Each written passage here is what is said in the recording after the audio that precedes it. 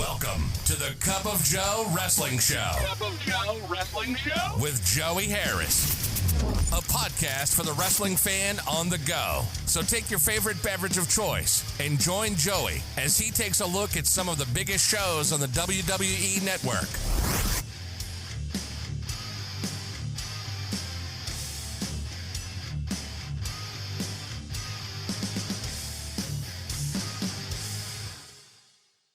Welcome to the Cup of Joe Wrestling Show. I am your host, Joey Harris. This is the podcast for the wrestling fan on the go.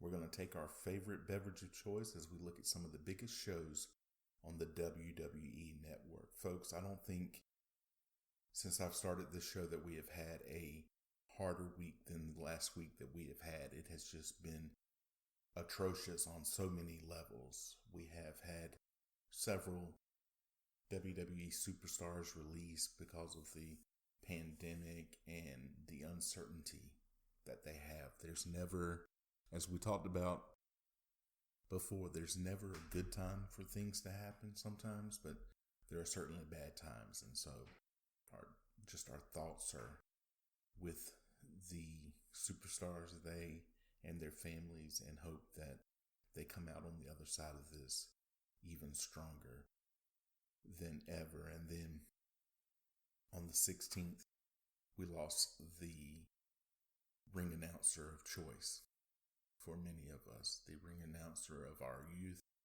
of our childhood, Howard Finkel. The Fink passed away. He was 69.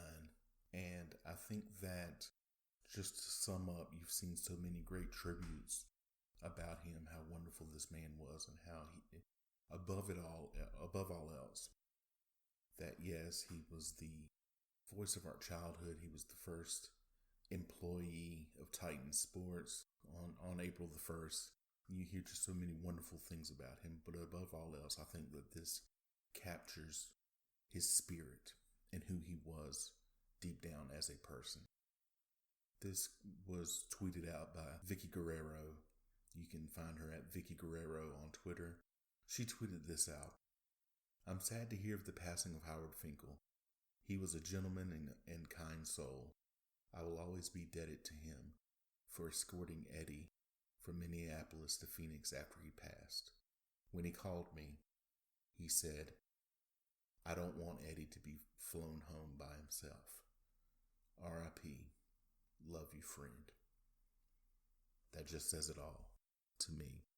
Rest in peace, Howard Finkel.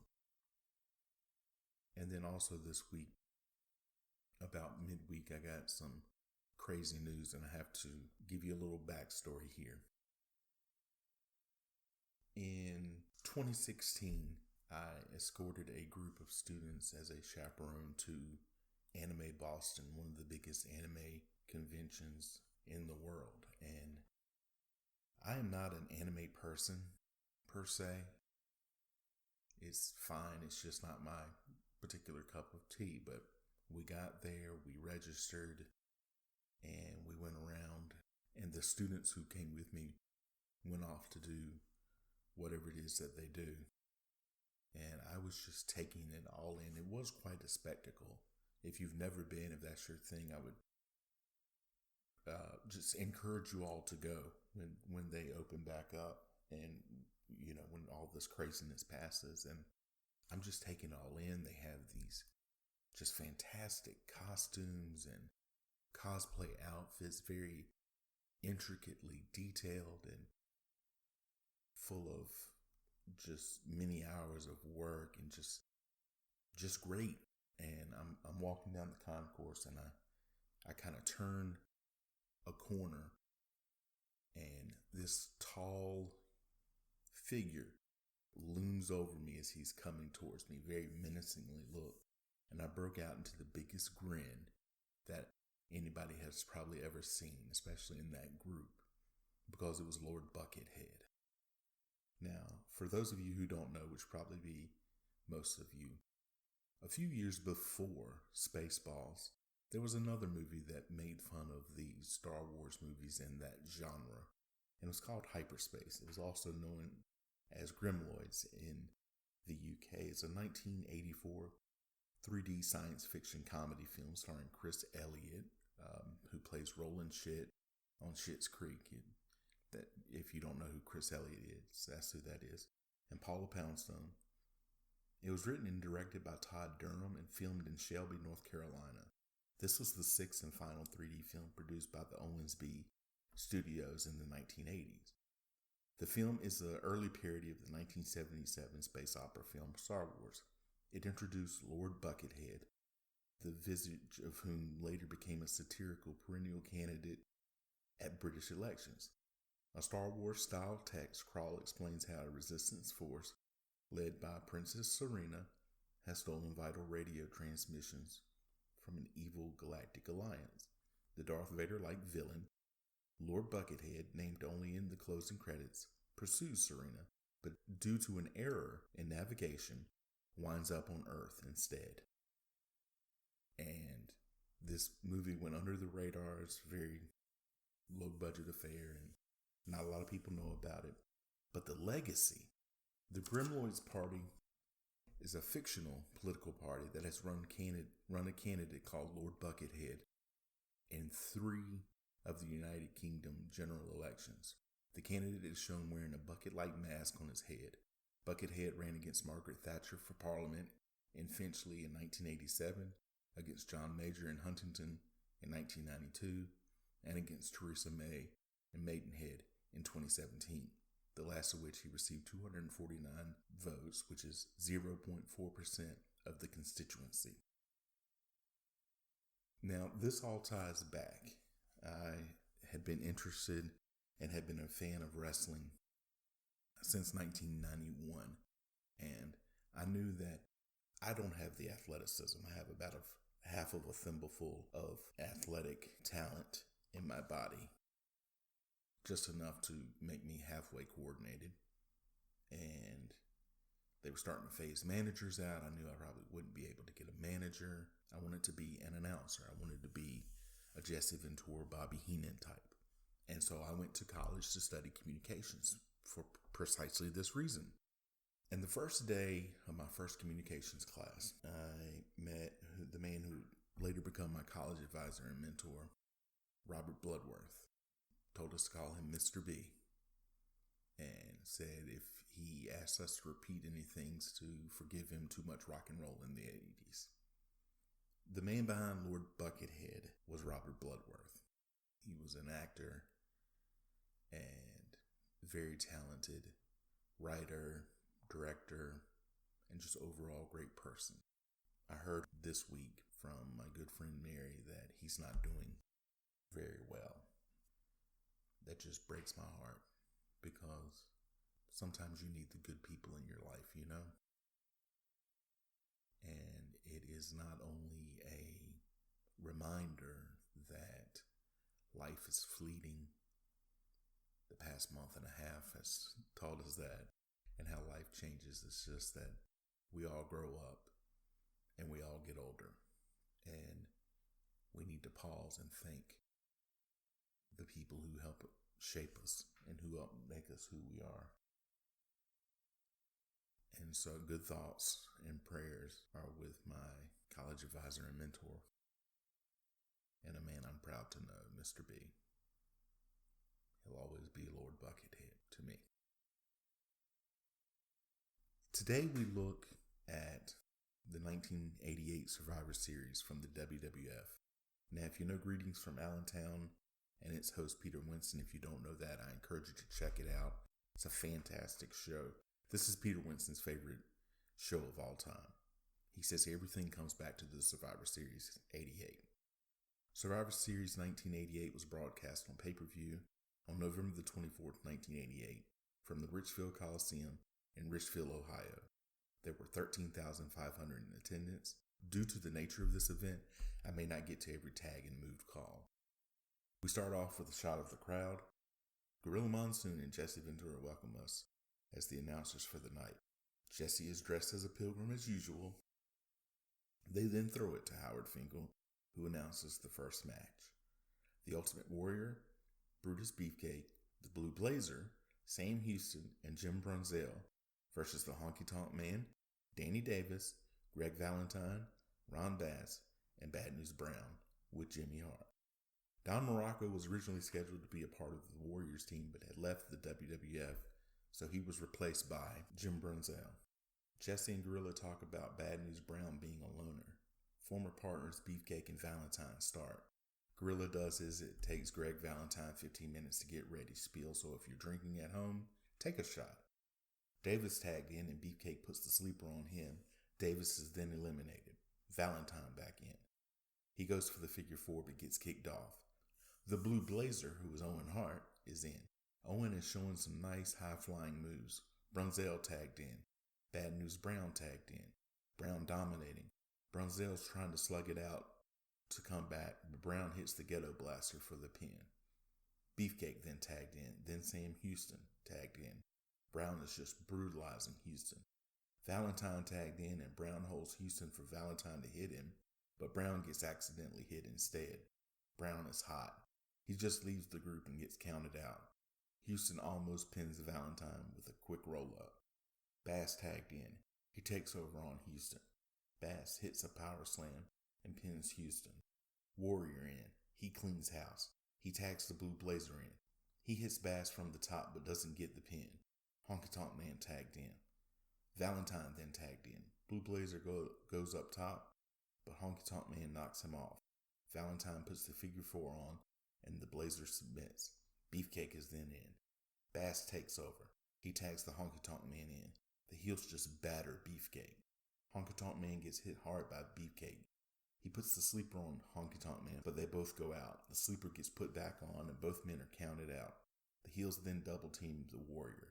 Back and forth as the heels continue to double team. The Warrior gets a double clothesline. The Warrior hits a double axe handle and pins Bass, and Jesse is irate since Valentine was the legal man. Valentine then gets his own double axe handle and pin. The sole survivor, the Ultimate Warrior. A 10-team Survivor Series match. Demolition Axe and Smash with Mr. Fuji. The Brainbusters, Arn Anderson and Tully Blanchard with Bobby Heenan. The Conquistadors. The Fabulous Rougeau Brothers, Jacques and Raymond with Jimmy Hart. And the Bolsheviks, Nikolai Volkov and Boris Zukov with Slick. Versus the Powers of Pain, the Warlord and the Barbarian. The Young Stallions, Paul Roma and Jim Powers. The Rockers, Shawn Michaels and Marty Jannetty. The Hart Foundation, Bret Hart and Jim Neidhart. The British Bulldogs, the Dynamite Kid and Davey Boy Smith. First chance to see Arn and Tully and the Rockers in the WWF ring, and the last hurrah for the Bulldogs as the WWF team here. Davey Boy Smith and Conquistador won to start. Shawn Michaels and Nikolai Volkov have both tagged in. Michaels is just brutalized. The Rockers then double team to come back. Jannetty is beaten by Axe. Anderson in to do some damage, then Blanchard in selling hard. Dynamite Kid and Jacques Rougeau then battling it out. Dynamite is impressive considering all of his back issues.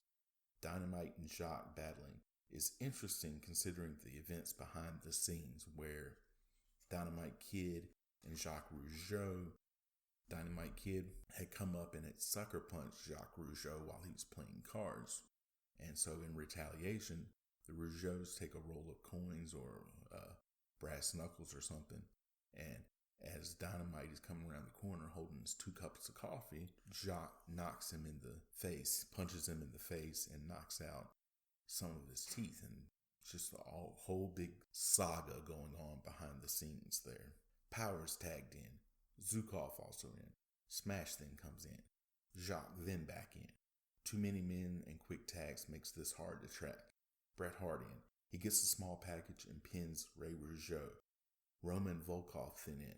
Roma hits some moves, then tags Neidhart in. He slugs it out with Smash, then tags Barbarian. They bash each other. Conquistador number 1 in. Warlord tagged in, then Bret Hart. They just beat on Conquistador number 1. Then Smash and Axe in. Double teaming goes on. Blanchard then takes over.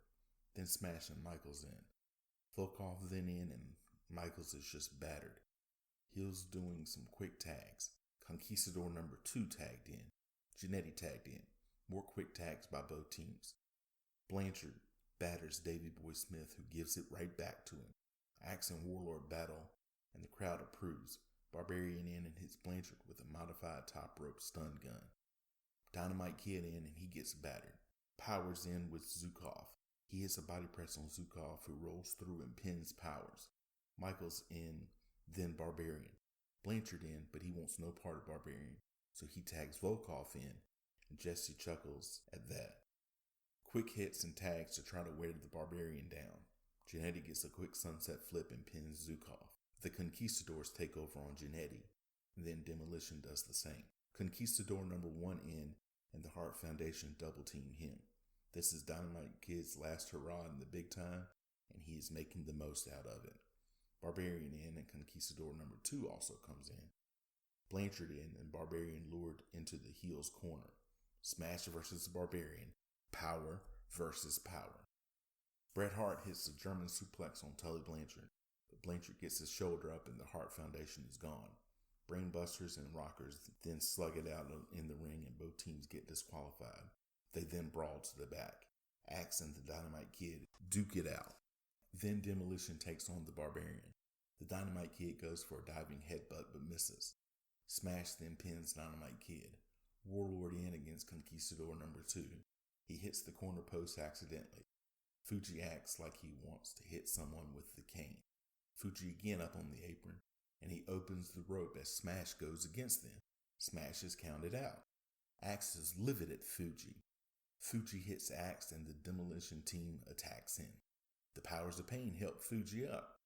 Fuji hits a Conquistador with his cane and he is pinned. The sole survivors, the power of pain, who lift Fuji up. Demolition comes back and slug it out with the powers of pain. Sean Mooney interviews Bad News Brown. He says everyone is out for him and he's always been a survivor. He says he has defeated everyone and deserves a title shot. Mean Gene Okerlund interviews Mr. Fuji and the powers of pain. Fuji says he made Demolition. Now he will lead the powers of pain to the titles. Mean Gene interviews Andre's team. They are ready and each is focusing on a member of the opposite team. Sean Mooney interviews the Mega Powers team. They are fired up and ready. Hulk Hogan says there are no weak links on the team. Jake Roberts with Damien, Jim Duggan, Scott Casey, Ken Patera, and Tito Santana versus Andre the Giant, Dino Bravo, Mr. Perfect, Harley Race, and Rick Rude with Bobby Heenan and Frenchie Martin. The Junkyard Dog was originally scheduled to be a part of Roberts' team but left the WWF. B. Brian Blair then replaced the Junkyard Dog to be a part of the team, but he also left the WWF, so he was replaced by Scott Casey. Jesse mentions Rude winning the Jesse the Body Award, so if you're drinking at home, take a shot. Patera and Rude start out. They start out with a test of strength, and Gorilla says it was Patera who convinced him to retire. Bravo tagged in. Perfect then tagged in, and he is just so good already. Roberts tagged in. Then Santana tagged in, and Jesse says Chico, so take a shot. Casey tagged in. Race comes in and takes over with a belly-to-belly suplex. Rude in and then Perfect. Patera back in, then Duggan. Perfect is just a bumping machine. Casey and Rude in, then Santana. Quick tags all around. Patera in. Rude hits the Rude Awakening, and Patera is pinned. Casey is then battered.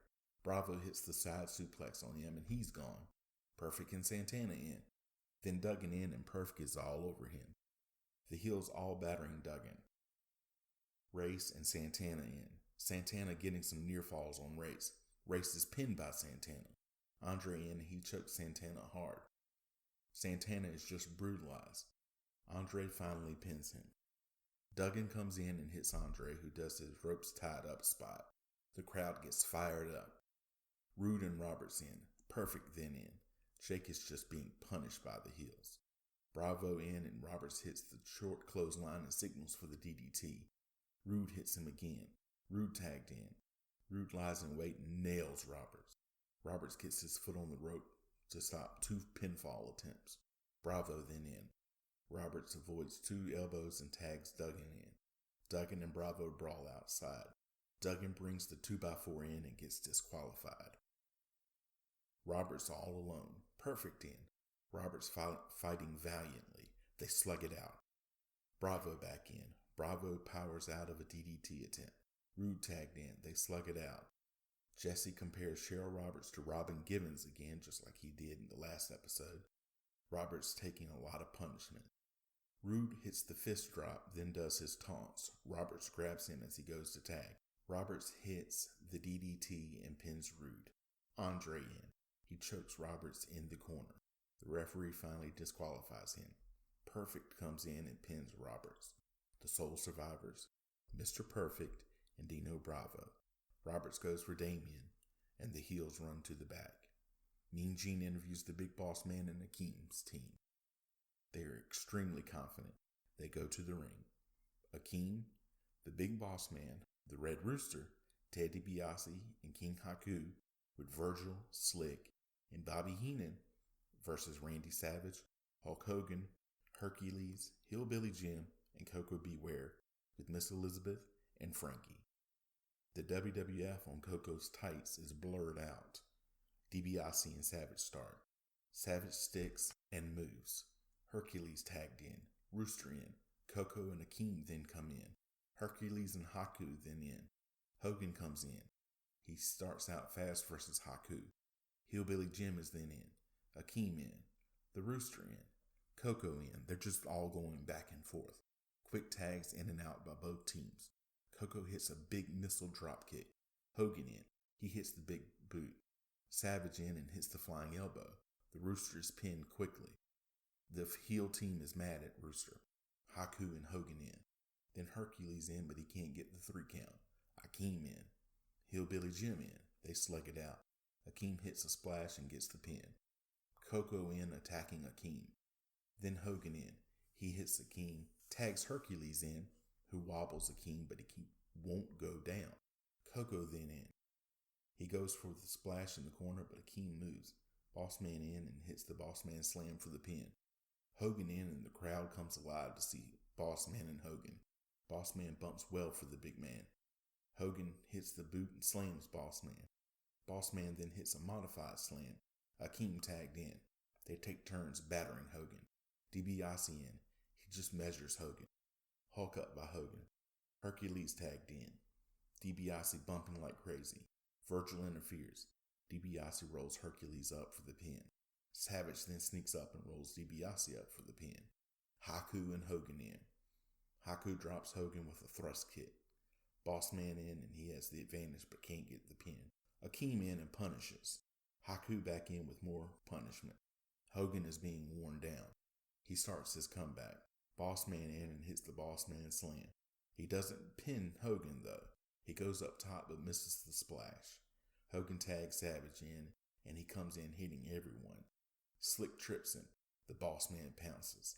Slick goes after Elizabeth. Hogan goes after Slick. He nails Slick. Akeem and Big Boss Man come out and grab Hogan. They cuff him to the bottom rope. They then beat him. Boss Man gets counted out. He beats Hogan with the nightstick. Boss Man comes into the ring. He and Akeem beat Savage. Akeem is disqualified. They leave as Haku is beating on Savage. Slick taunting Hogan with the keys. Haku misses a drop kick. Slick jumps up and holds Savage's arms, but gets kicked by Haku after Savage ducks. Liz grabs the keys. Hogan gets loose. Haku hits the splash, but Savage kicks out. Hogan gets tagged. Big boot, leg drop, and pin. The Soul Survivors are the Mega Powers. Liz consoles Savage. Hogan must pose. Liz comes over to Hogan and he picks her up and puts her on his shoulder. Savage looks uneasy about it. It's all so subtle, but if you see it, then you know. There are foundations being laid. Folks, if you like the show, please leave us a review at iTunes, Apple Podcasts, or wherever you get your podcasts. There are a number of ways that you can contact me. You can follow the show's Twitter at cupofjoepod. You can email the show at cupofjoewrestlingshow@gmail.com. You can follow me on Facebook, Twitter, and Instagram at TheJoeyHarris. Thank you for joining me this week. This is Joey Harris saying so long from Stately, Maine Manor. The Cup of Joe Wrestling Show is a production of Baby Kangaroo Media.